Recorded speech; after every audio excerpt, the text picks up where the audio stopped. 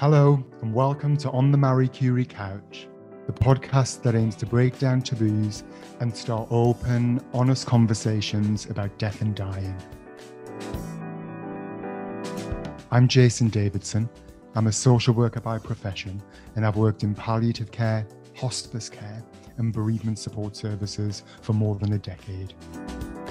Each episode, we'll be speaking to a well-known guest to find out about how they feel about their own mortality and how their personal experience of bereavement has shaped the way they live their life. Today, I'm on the Marie Curie Couch with Larry Lamb. Larry's a British actor and presenter who took up amateur dramatics while working in the oil industry in Canada. When he returned to the UK, he decided to take acting more seriously, and in 1981 landed a role opposite Kate O'Mara in the BBC TV series Triangle. More big roles followed, including Archie Mitchell in EastEnders, Mick in Gavin Stacey, and Ted Case in New Tricks. Larry's also taken part in I'm a Celebrity, Get Me Out of Here, and appeared on Who Do You Think You Are?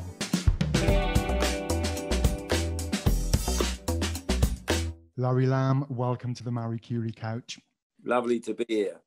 Can we start today, Larry, by me asking if you could tell us about a significant bereavement you've experienced in your life?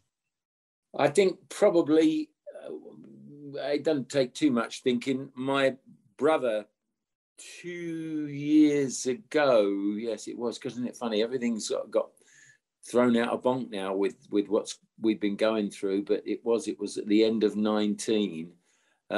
In October 19, my brother passed away in the Marie Curie Hospice in Newcastle. He'd lived up that way for many years, had become a sort of more or less a full-time amateur Geordie. And so he'd been looked after. He had terminal cancer, and Marie Curie took him into the hospice there, up above the Tyne, and I went and spent 7 days with him, sleeping in the room with him and just being with him as he gradually sort of slept his way away. And so it was a bit. When we were boys, we were very, very close.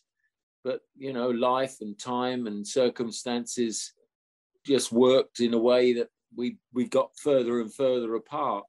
And we didn't really have any big bust-ups at all. We just, we went different ways over the years, and we lived at opposite ends of the country. We would see each other now and again, but it just didn't work with us anymore. And then I heard he'd gone into the hospice. I tried to help him before in various ways because it didn't just happen overnight. There was a build up to it with various operations and things that had to be done, but it all followed him and all turned really ugly at the end. And so I heard from people that were looking after him that it might be an idea if I went up there, and I thought, well, I'll go up there and go and have a visit with him. But, that was it. I just went and camped out in the room with him and spent the last week of his life there. And, for me, without a doubt, one of the most important things I've ever done was, confronting that and sitting there and taking care of him and just holding his hand and talking to him, whether he was asleep or whether he was awake, because he couldn't speak anymore with what he had. He'd lost all of that. And so we became kind of like two little brothers again. In fact, the last really significant thing that I remember was we were, it was a bit of a one-sided conversation, because before he actually finally went to sleep, he could only write down what he wanted. I was finding it very difficult to get what he was saying and lip reading, but he was writing things down there. So we were having some fun between us and just behaving like little boys. And then at a certain point, I was leaning over him, and he looked up at me, and he just puckered his lips up, and he pointed at him, sort of like, just pointed at his lips. And I said, "You want me to give you a kiss?" And he nodded, just like a little boy. So I gave him a kiss and stroked his funny old head, and we were just. It was like that was it. All the things that had gone wrong over the years, and all the things that had made us drift apart, it kind of all got put right there and then, in that second. It was like, he'd forgiven me for whatever he had against me, and we made up, which was really, really important to me, and I think I think for him as well. And so it was an extraordinary moment. Wonderful. I think also just, you were going on a visit. I guess you'd obviously known he was ill. Yeah. But maybe not how ill. Well, he'd come down to London so I could help look after him after he'd had the first operation. And so we lived together down there for a while. But then, everything went wrong again, and off he went back up to the northeast, and then it all got, it didn't stop. What he had was a throat cancer, and it just did not stop. It carried on, and the next thing was, we were back in touch again. It was all going wrong again, and it, as I say, it all led up to me going back up there to see him, to be with him when he finally went into the hospice. When you were in contact with each other, and he just had the operation, and then it got the point where it was progressing, and he was getting sicker. Did you ever together have any conversations about death and dying? Is it something he talked about? No, not at all.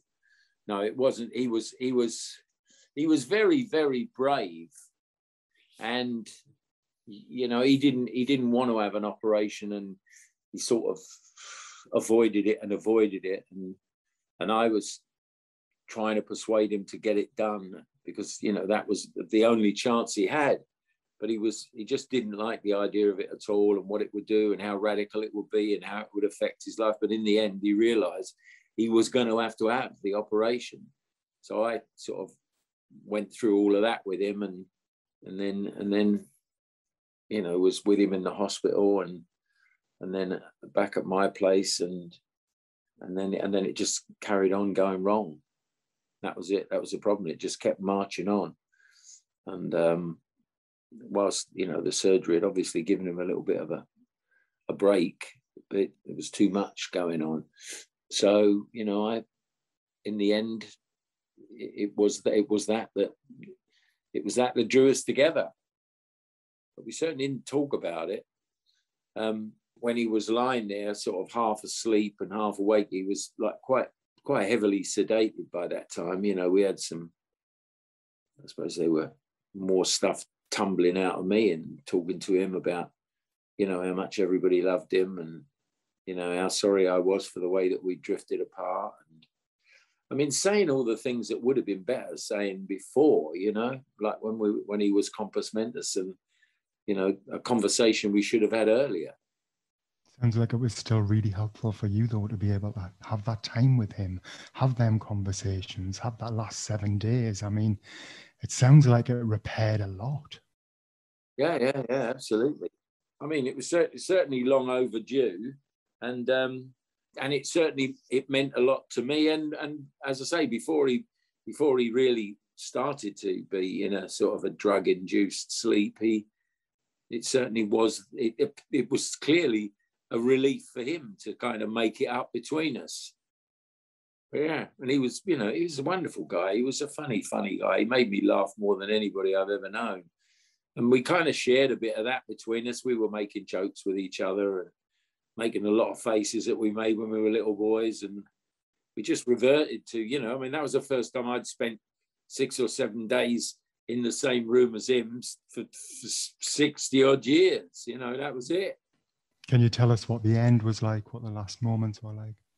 Well, the thing is that I was in a terrible situation. I had somebody in the same boat as him back in London, and I was to and fro, and And in the end, the nurses that said, like, you know, he was so deeply sedated, they just said, look, you know, we'll sit with him. You just, you know, you get back down south and see if you can be there and go and do the same thing down there, you know, with an old friend. And so I, you know, when they made me understand they'd be sitting with him, you know, right on, and they said it literally could be, and he'd gone on for 3 or 4 days when they didn't think he would go on, you know, and they said, look, you know, this could end very quickly, or it could go on and on and on, and you know, you need to get back. So I drove back down to London, and that afternoon he passed on. That was it.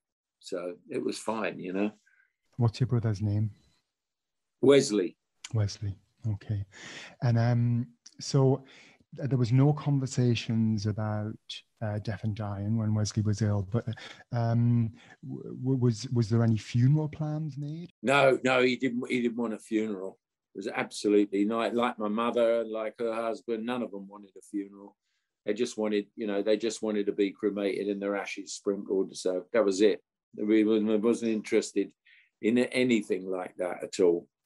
I was just wondering, when you and Wesley were younger, you just mentioned your mum there, but I was wondering whether, when you were growing up, whether death and dying was something that was talked about in the house, whether it was something that was open. No.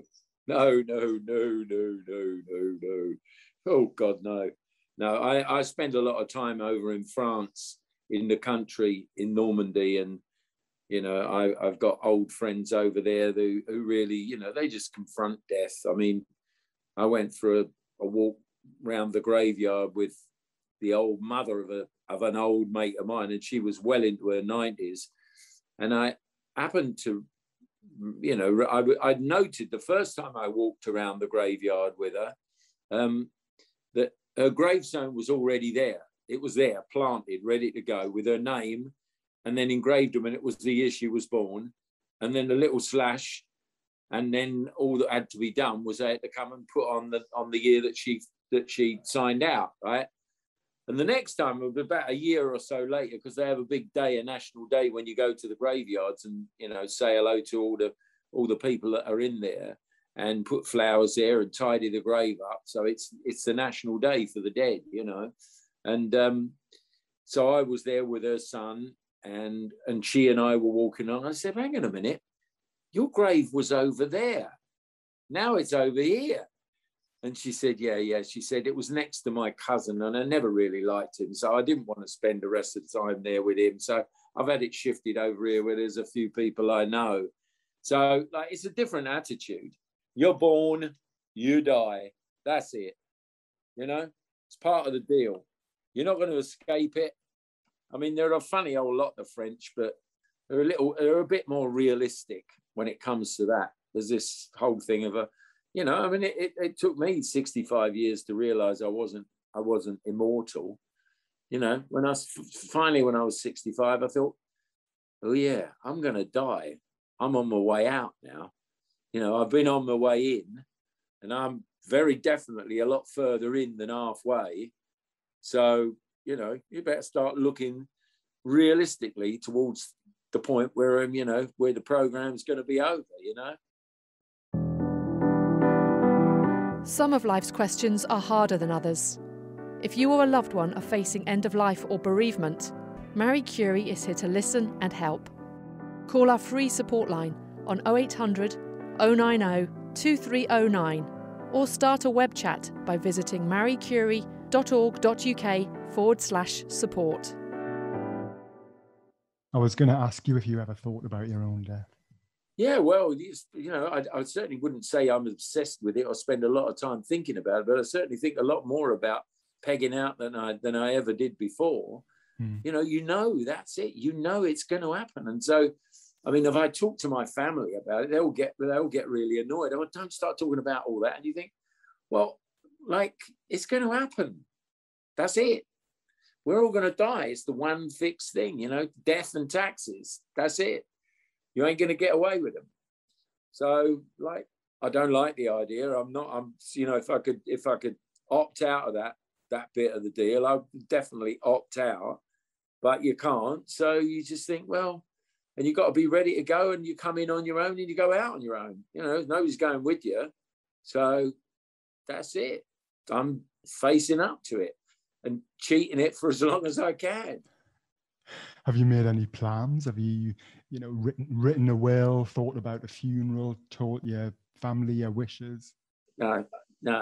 Is that because you don't have them conversations, or just because that's not something you're bothered about? Well, I mean, as it stands at the moment, you know, I'm touching wood here desperately. I'm sort of figuring, well, I've got a bit of time left. So, you know, sooner or later, if it gets near to it, you know, one might make some sort of preparations. I don't know. I think one of the aims of this podcast for us is to, I mean, obviously to support people when they're grieving and or when they're caring for someone who's dying, but also one of the aims is to get people to talk a bit more about death and dying, because what we do know is if people plan for it, then it can be a different experience at the end, not just for the person who's dying, but also for those left behind, and even just practical things like funeral wishes or writing a will. Or yeah, well, I mean, I could, I don't know what I want them to do with me. I don't know, you know, I'll figure that one out further along, I suppose. You know, I suppose in a way I don't really. It seems that all my family get cremated. That's it. Probably the best bet. I don't know yet. Maybe I'll be lucky and die in my sleep and won't know anything about it, and they can all get on and sort it out amongst themselves. So, you know, that's it. As long as they all have a good time and have a laugh. I might record something for them to play if they have a little ceremony, and hopefully on the day get inspired to say something vaguely witty that might make them laugh. But and there's one or two people I've always said, oh, I'd love you to say a few words at my funeral if I beat you to it. So yeah, there are you know, a couple of old friends who I know I would love to say something about me. Mind you, they might not want to, but anyway, you never know. So no great preparations, but certainly I saw during the course of that week at the Marie Curie Hospice, I certainly realized the benefits of you know, being around with somebody when they're passing away, you know, and of actually talking and making peace. Yeah, that's real. That was it. That was the great thing, and understanding that, you know, you need, even if the person appears to be sort of out for the count, you need to talk. You need to talk to them, and the nurses there were wonderful. The whole thing, I had such a good, whilst in the midst of all that, I became a part of this family of all the people that work there are confronting this on a daily basis. And obviously, you know, there's an overbearing sense of, you know, sorrow about what's going on, but it's that element of hope that keeps, you know, that keeps everybody there up. You know, it's like, and I think that's like, as I was saying about the French people, it's confronting the inevitable. And that's what everybody that works there does. You know, part of working in an institution like yours is you're confronting the inevitable, and you're not trying to skirt around it. You're dealing with the fact that, you know, that's it. When your time's up, you got to go. And I think also that thing about providing people a space or a place to be able to talk about the impact of it as well, you know, because it's not always a positive experience for people. And I think I can hear what you're saying about that benefit of making peace. But also, you know, many people don't get that opportunity and can have different experiences. So I think the thing about hospice care, you know, it does provide that place, that space, that expertise as well, and knowledge from the staff about death and dying and what it's like. Yeah, I mean, it was just such a big eye-opener for me, and certainly made the whole thing much more positive. You know, the way that they dealt with me there, you know, just sleep in a little bed in the corner of the room, and, you know, looking after him as best I could whenever it was necessary, you know.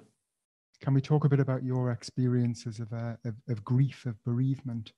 what's helped you at times in life when you've been bereaved? Well, I have to say that it's not something, and I feel really sort of weird about this, of tempting things.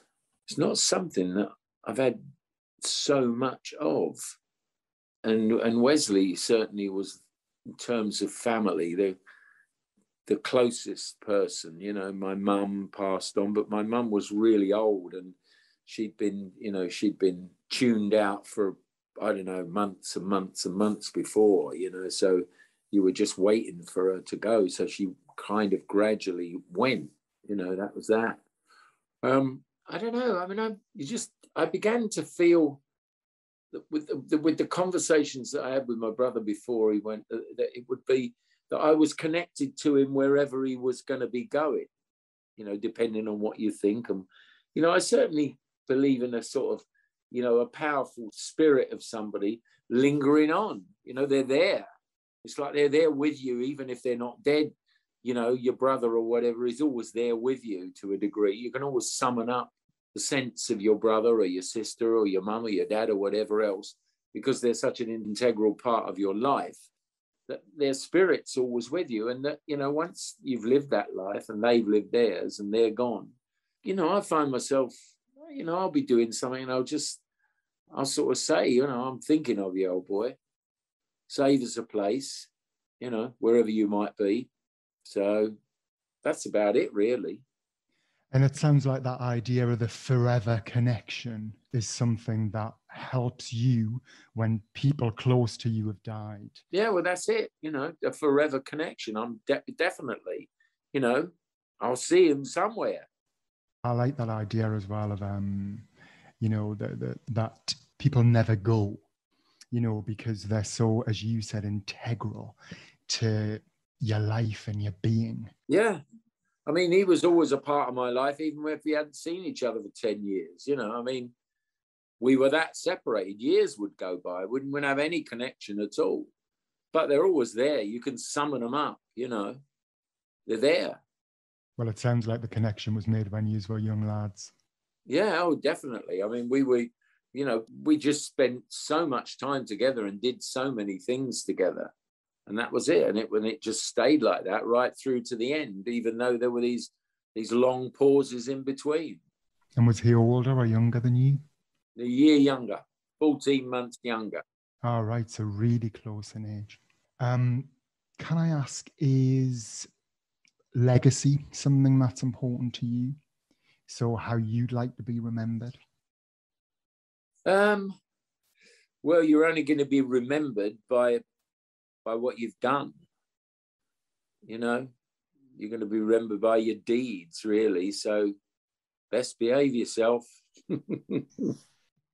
If anybody is listening who is looking after or supporting someone who's dying or living with a terminal illness or is grieving, is there anything, any words or thoughts you would share with them, Larry? Well, all I can say is that what I found to be of great assistance was to be around that person for as much as I could, because once they're gone, that's it. You know, that was it. When I walked away from that room, I knew I'd never see him again. That's it physically. And just to cherish those moments whilst it's tough, but just to go back to the same argument, it's all about the inevitable thing that, you know, that we're all going to have to go through. So if you can be with that person and talk to them, even if they appear to be, you know, asleep, far off, and just hold the hand and just keep them company for their last hours, you know. That's what I figured was the big thing for me, because I thought, oh, I don't want to go up there or get all tangled up with them, or we'll be having a row or something. And I just thought, oh, no. It gradually dawned on me that the thing to do was just to spend the time with him. Just before we finish, can I ask what it meant to you to come on the Marie Curie Couch today? Well, I think anything that you learn in life is only there. You've only learned it so you can pass it on. And so my experience of dealing with my brother's death is as it's of no real value to anyone other than me if I don't pass it on. So it's like anything else that you learn in life. I mean, I find people thinking, I think to myself, well, people are saying, well, how come you know all that stuff about this, about that, or whatever? And how come you're telling us? And you think, well, there's so much of what I've learned in life that's made my life more valuable. And it's stuff that I've picked up on the way. Nobody sat down and taught me. I've learned it. I've, a very inquisitive mind. And there's no point me marching off to the end and holding on to it all. You've got to pass it on. Knowledge is to be passed on. So that's it, really. Well, Larry Lamb, thank you for joining me on the Marie Curie Couch today. Thank you for sharing some of Wesley's story, your experiences, and passing on your knowledge. It's been great to meet you. It's all a real pleasure. All the best to you. And I wish you and Marie Curie and everybody that has anything to do with them all the very, very best.